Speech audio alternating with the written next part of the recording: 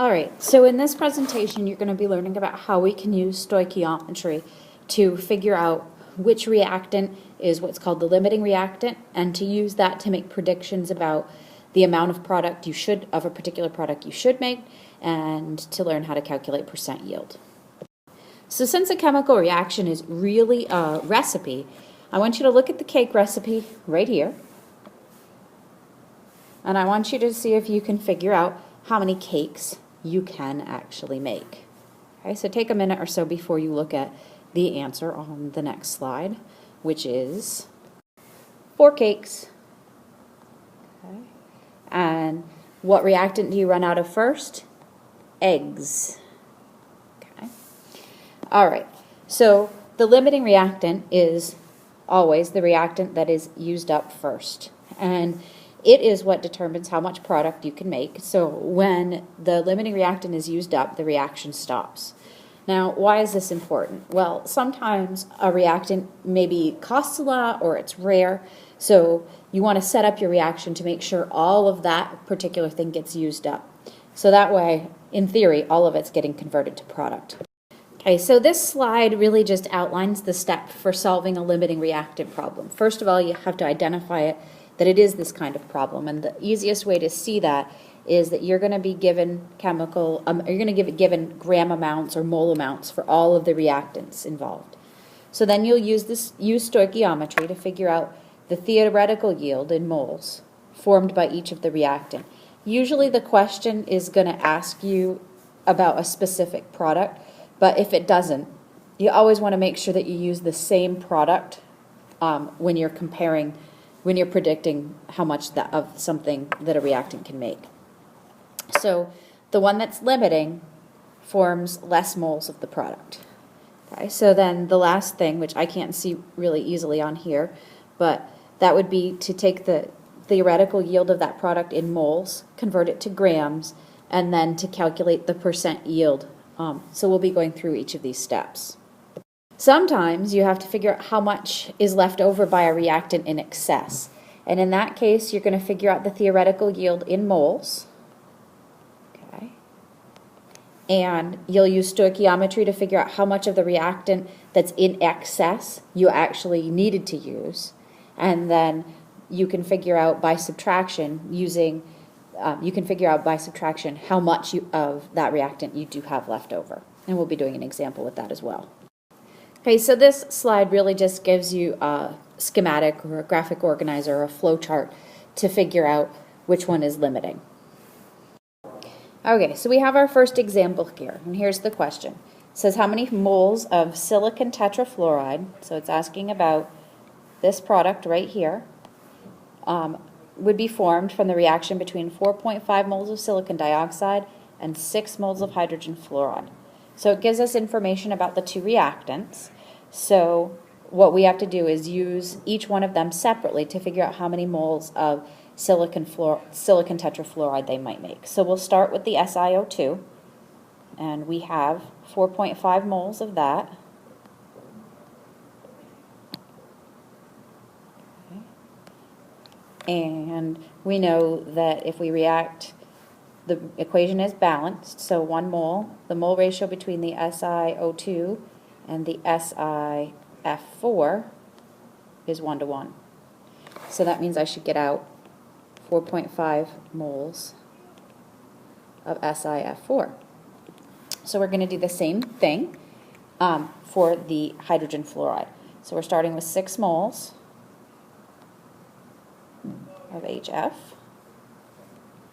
And the mole relationship there is 1 mole of SiF4 is made if you react 4 moles of HF. So when you do the math there, 6 divided by 4 is 1.5. So which one of our reactants is going to run out first?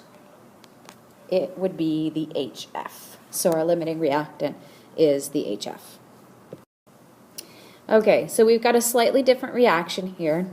We've got some other pieces of information, but it's asking us what is the theoretical yield in moles of N2, and what's the limiting reactant, when you start with 0.75 moles of hydrazine and 1 mole of hydrogen peroxide. So it's asking you about nitrogen, and you have information about the two reactants. So let's start with the hydrazine. So 0.75.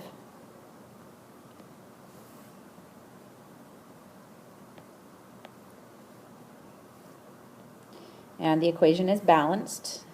So if you react 1 mole of hydrazine, you should get out 1 mole of nitrogen. So the hydrazine will produce 0.75 moles of a nitrogen.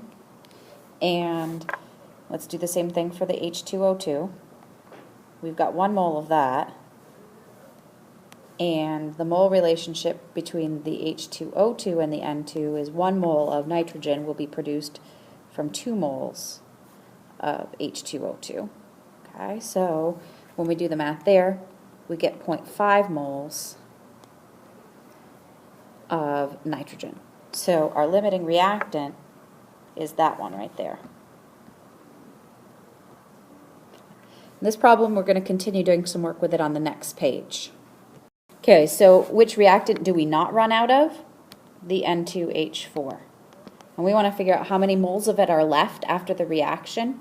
Well, we know that we can make 0.5 moles of N2. Okay. And we know that the mole relationship between the hydrazine and the nitrogen is 1 to 1. So that means that we will use up 0.5 moles of the N2H4. And to figure out how much is left, well, we started with 0.75 minus 0.5. So there's 0.25 moles left. Okay. All right, and the last step here is to figure out what we call percent yield. And to figure out percent yield, we're going to have to take our moles of N2 to grams. Okay. So 0.5 moles, because that's how much N2 we can make. And the molar mass of nitrogen is 28.02 grams in 1 mole. Okay, so in theory, we should get out 14.01 grams of nitrogen. Now, we're not always so efficient, but to figure out percent yield, you're going to take the actual that you make divided by the theoretical and multiply by 100.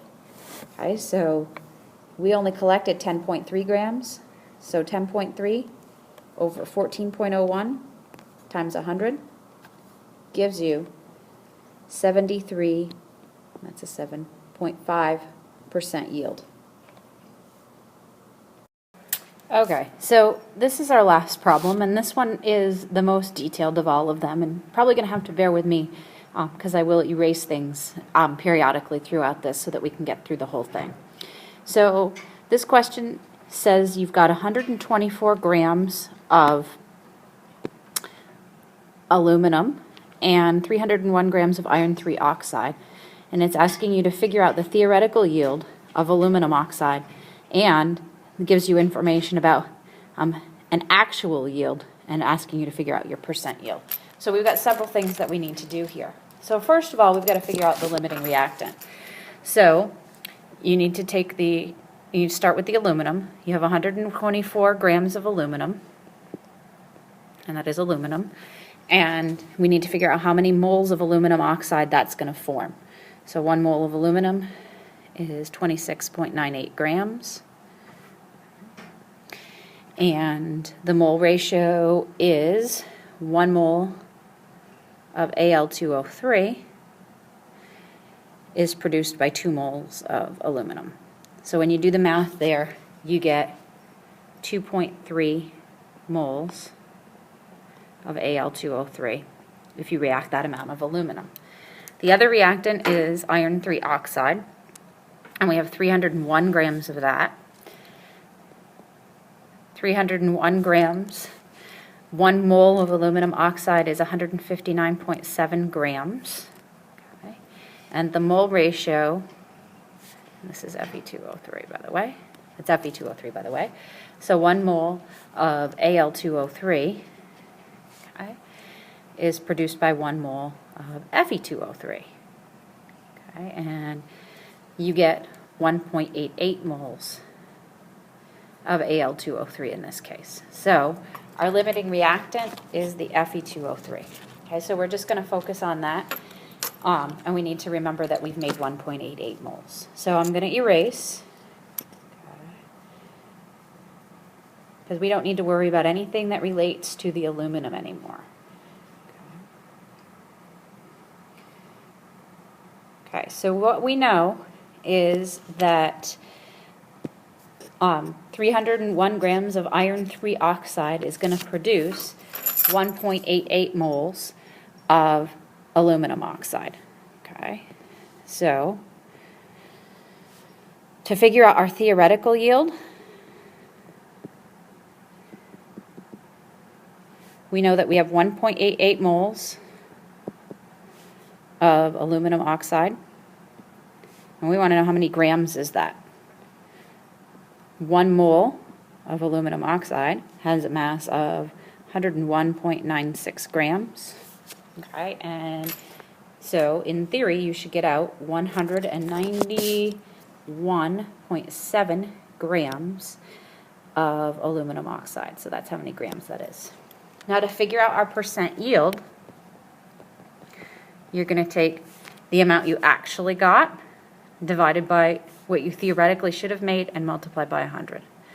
Okay, so the actual amount we got out is 163 grams. The theoretical amount that we should have made is 191.7 grams.